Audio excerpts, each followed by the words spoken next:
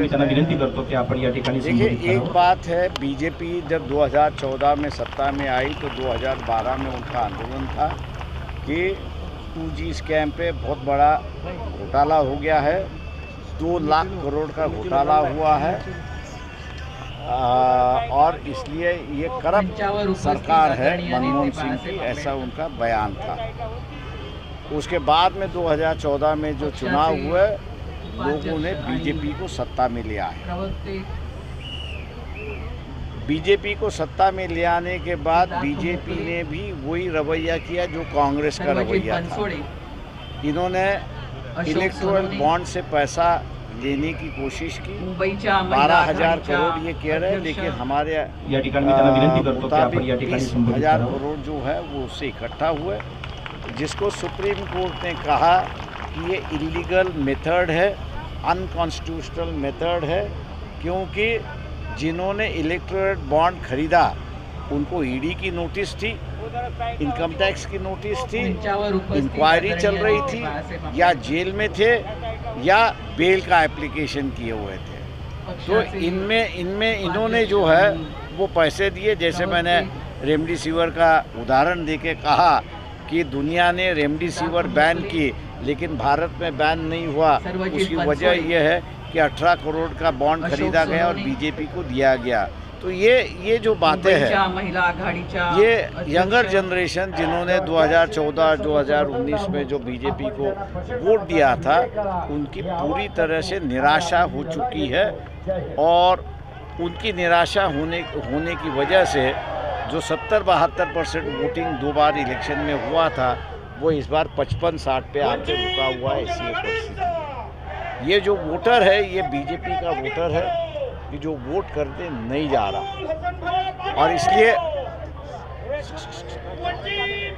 और इसलिए जो नारा भारतीय जनता पार्टी और नरेंद्र मोदी दे रहे थे कि 400 पार, अब धीरे धीरे उनका 400 पार का आंकड़ा कम होते हुए 300 पे आया हुआ है। और आज के मुताबिक मैं समझता हूँ कि उन्होंने ये कहा है कि हम कम से कम 280 आ जाएंगे। 2 और चरण बाकी है। ये 2 चरण आने के बाद जो है इनकी आंकड़ा और नीचे आ जाएगा। हम लोग ने वंचित बहुजन आघाड़ी ने 2.5 महीने पहले कहा था कि ये 220 से 240 के बीच में रहेंगे। उस वक्त लोगों ने हमको लोगों ने हमारे बयान पर कोई विश्वास नहीं रखा, लेकिन अब लोग पूछते हैं हमको कि भैया ये आपको कैसी जानकारी थी। मैं जानकारी नहीं कहूँगा, लोगों की मन की बात जो है, मोदी अपनी मन की बात कहते थे, लोग अपने मन की बात हम लोग से कह रहे थे, और यही था कि गैस सिलेंडर महंगाई जो है और बेरोजगारी जो है वो बढ़ते जा रही है, उससे लोग तरसते और कहीं ना कहीं बदलाव की राजनीति को चाहते थे।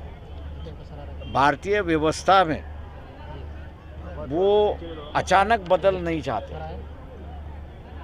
और संविधान को बदलेंगे, इस बयान से लोगों को लगा कि अचानक बदल आ जाएगा, और अचानक बदल जब आता है तो वो सैलाब लेके आता है, और लोगों को सैलाब इस वक्त नहीं चाहिए था। इसलिए लोगों ने कहा कि मोदी को ही बदल दो ताकि व्यवस्था वैसी की वैसी बरकरार रहे। ये इस बात को जो है मैं कहूँगा, एक बड़े इंडस्ट्रियलिस्ट थे, उन्होंने कहा कि ये जो हमारा प्रोडक्ट है, कंपनी का जो प्रोडक्ट है, जो आज मार्केट में बिकता है, हमको बिकने की ज़रूरत नहीं है, प्रोडक्ट अपने आप बिकता है। उसकी वजह ये है, उन्होंने कहा कि हमारे 3-4 पीढ़ियाँ जो है उन्होंने मेहनत की, लगन किया और एक विश्वास हासिल किया हुआ है। इस विश्वास की वजह से ये प्रोडक्ट हमारा बिक रहा है, हम तो सिर्फ उपभोक्ता हैं। उसी तरह उसने कहा कि ये संविधान के माध्यम से 70 साल की एक व्यवस्था यहाँ पे बनी रही कि जिस पर लोगों का विश्वास है। टिप्पणी तो चलती रहती है, उन्होंने कहा, लेकिन जब बदलने की बात आई तो लोगों ने कहा कि भैया हम विश्वास खो पाएंगे, और इसलिए कहीं और ऐसी व्यवस्था ना बने कि जिस पर हम विश्वास ना रखें, और इसलिए जो है लोग जो है बीजेपी के खिलाफ सीधे सीधे यहाँ पर दिखाई दिखाते रहे हैं। बहुत बहुत शुक्रिया। रही बात यहाँ पर मैं कहूँगा कि उद्धव ठाकरे शिवसेना मुस्लिम इंटेलेक्चुअल फोरम का भी 3-4 दिन पहले एक बयान आया था कि उन्होंने ये कहा कि भैया मुस्लिम समाज जो है वो उद्धव ठाकरे को वोट करने के लिए तैयार है, लेकिन उन्होंने शर्त रखी थी।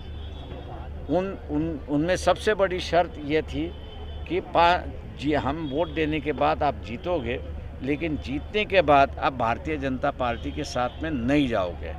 लेकिन ये आश्वासन उद्धव ठाकरे शिवसेना दे नहीं रहा है, इसलिए मुसलमान जो है वो अब बीजेपी अब शिवसेना से हट रहा है, ये दिखाई दे रहा है।